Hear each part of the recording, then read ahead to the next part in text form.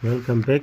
Let's continue. Now we'll be comparing the intermolecular forces. As we know from grade 11, we learned about 5 intermolecular forces that exist, but in grade 12 we only now subjected to only 3. So the other 2, which involve the ions, then they are taken out. So in grade 12 we'll talk about only London forces. We'll talk about the dipole forces, London forces. We'll talk about again the dipole forces, dipole forces. We'll talk about the hydrogen bonding. Remember in grade 11 we say the stronger hydrogen dipole force of its kind is called hydrogen bond, so which requires hydrogen to be bonded to a highly electronegative atom in this case. Now London forces in this section appears in all organic compounds has London forces, but please note this one, very important, that the London forces are distinctive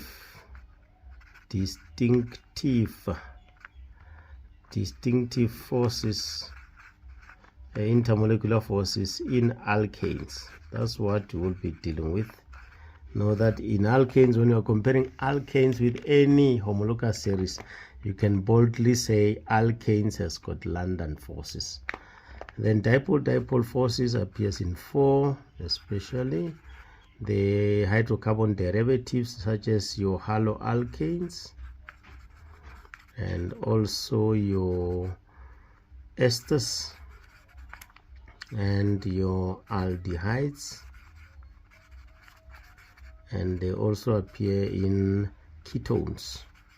So that is your dipole forces. The last part is in hydrogen bond appears in alcohol.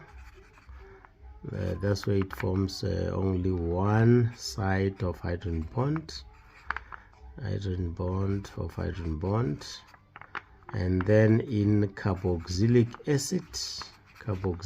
acid, we used to call them organic acids. Then now here it forms a dimer which will make 2 sides of hydrogen bond. So fine. Then this are the intermolecular forces. Some people, they refer these ones as van der Waals forces. Don't worry, don't be confused by the van der Waals forces. We are also referring those on as all intermolecular are van der Waals forces, so don't create any confusion. If they say what type of van der Waals forces, it's just another way of saying what type of intermolecular forces.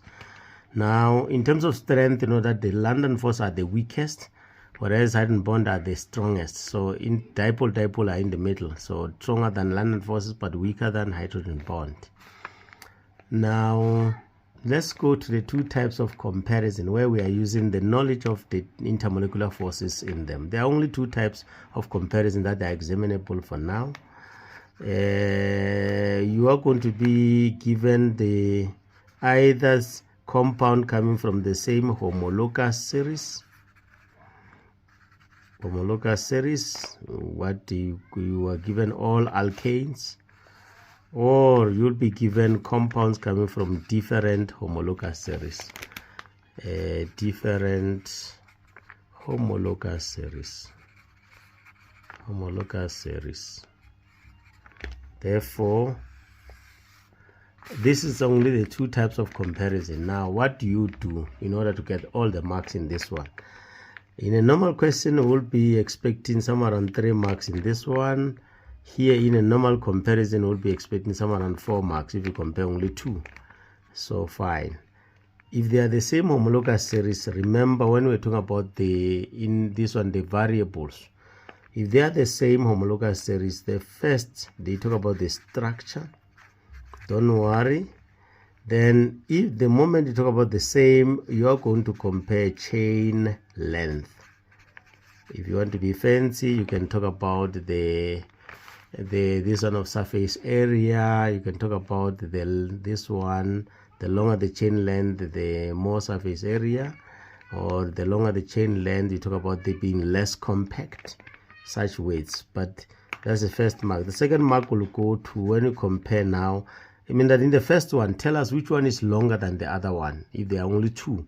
But if there are three, your English comes in, you talk about the extremes there now. Fine.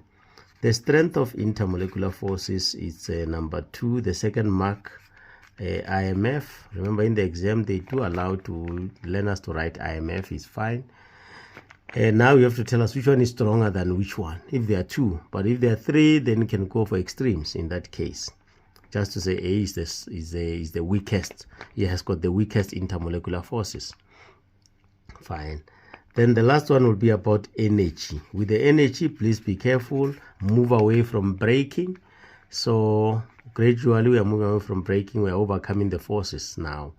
They tell us which one requires less energy to overcome the intermolecular forces, or which one requires more energy to overcome the intermolecular forces, or which one requires most energy. So that's the case. Fine. With the different homologous series, if I'm comparing alcohol with an alkane, there are different homologous series that I will have to go first. For 2 marks, I'll go for the types of intermolecular forces, IMF, in each. If there are 3, then we'll get 3 marks, because we'll mention like aldehydes have got dipole-dipole forces, alcohol has got one side of iron bond, and then whereas alkane has got London forces, then you can always get 3 marks for doing that.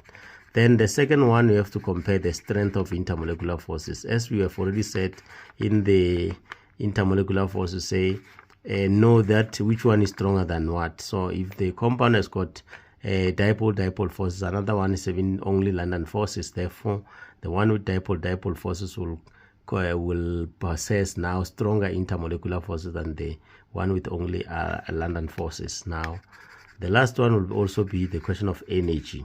Be careful when you are comparing. And there's also this one of saying there are many ways of comparing. Some people will go for extreme, some people go for the trend. No, when you talk about the trend, how do you compare using the trend? How do you compare when you are using the 3 compounds? How do you compare when you are using only 2? So those dynamics, I think, will come into fray when you are dealing with this type of questions. So as an example, we can just give a simple one here so that learners can just master this one. I'm given this 4 compounds.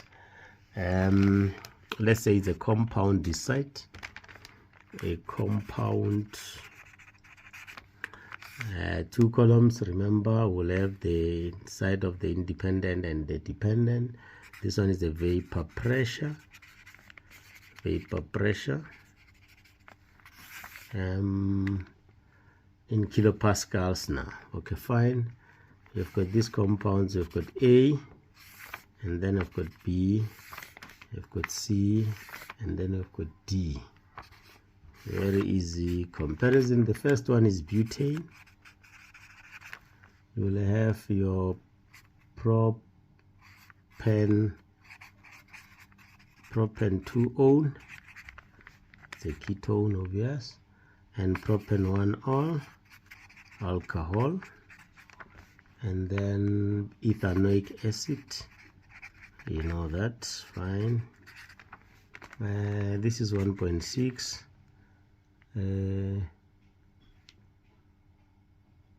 This is 2, and this is 24.6. The last one is 204.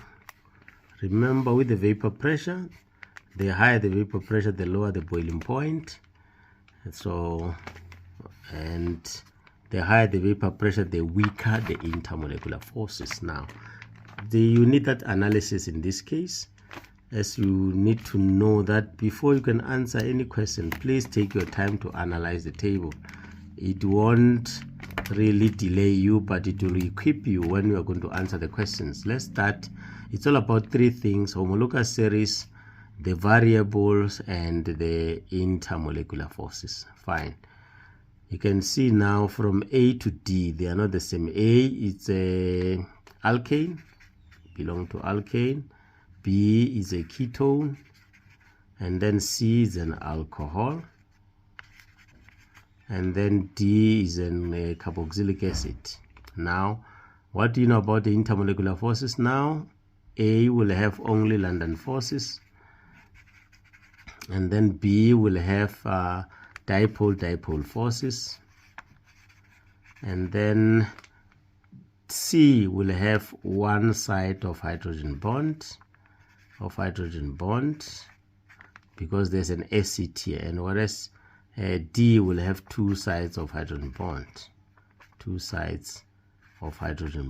If you can do this, you are winning. You have already answered many questions unaware, so that's the best way. So now the independent variables, if you are, then you can see that they have got different homologous series, all of them. Therefore, what is independent is the homologous series or the functional group, and then or the strength of intermolecular forces. Then the dependent variable is the vapor pressure in this case. Now let's go, obviously, and you must know what is vapor pressure, the definition, obvious. Then let's go. The first question, you can just say define the vapor pressure. Now, what is a vapor pressure? Vapor pressure. Remember, boiling point and melting point are temperatures. The vapor pressure is the pressure exerted by vapor. Pressure exerted by vapor in equilibrium.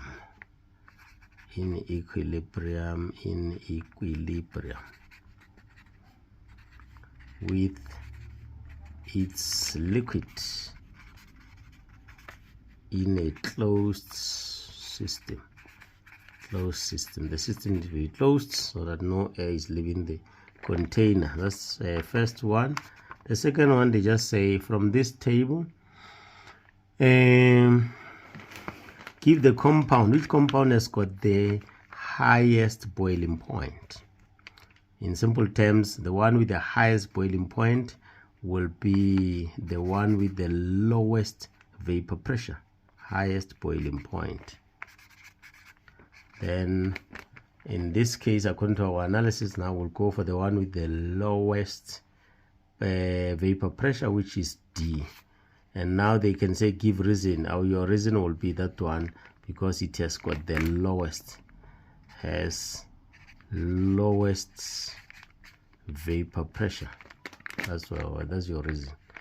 Now number 3, they say we are comparing now compound A and B. Okay, let's compare compound C and D. C and D are compared. Now they say for 4 marks, why is the vapor pressure of D lower than that of C? Fully explain why the vapor pressure of D is lower than that of C. Now, as a good one, then we have already analyzed here. We know that C and D are coming from different homologous series. Therefore, I will use the 4 points. The first one, type of intermolecular forces. Just as C has one side of hydrogen bond, and then D has 2 sides of hydrogen bond. You get 2 marks. Then the next one, the strength, will say now C has weaker intermolecular forces than D. Or if start with D, D has got stronger intermolecular forces than C. C requires, that is the last one, sorry, C requires more energy, or less energy, sorry. C requires less energy to overcome intermolecular forces than D. So all the 4 marks are in the pocket. That's how simple it is to deal with this question. Hopefully you are learning. We'll be doing more similar questions in the sessions to come, Keep posted. This is how simple organic molecules could be. The bottom line is that learn how to analyze a given table or given diagram or flow diagram. You will always be the star, or given graph. Thanks a lot. Until next time.